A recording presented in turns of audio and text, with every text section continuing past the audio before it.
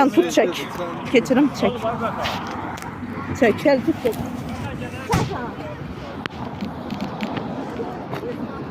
Ne oldu be? Çekme lazım değil. Getirdi bir yerden çekme. Vermiyor. Verdi kız verirdi.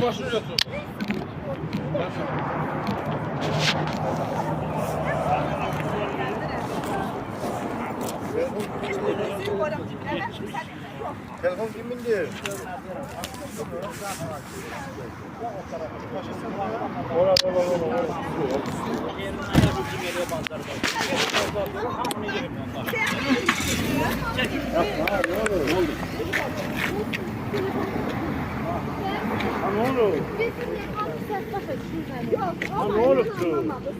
Bak gör ağacı ne güne koyduk. Abi ya. Ağacı ne güne koyduk. Bak gördünüz ağacı ne güne koyduk. Bak kırık ağaç hamısı.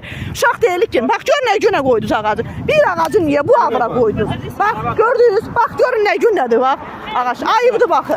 Gel gel. Nerede ben ağacın Botanikanı bilirsiniz. Ne? Botanikanı. Niye bilmirəm. Yukarısını kesende ne olur? Ağacın bu ağacı dərli ağacı kəsilmir. Ne olsun?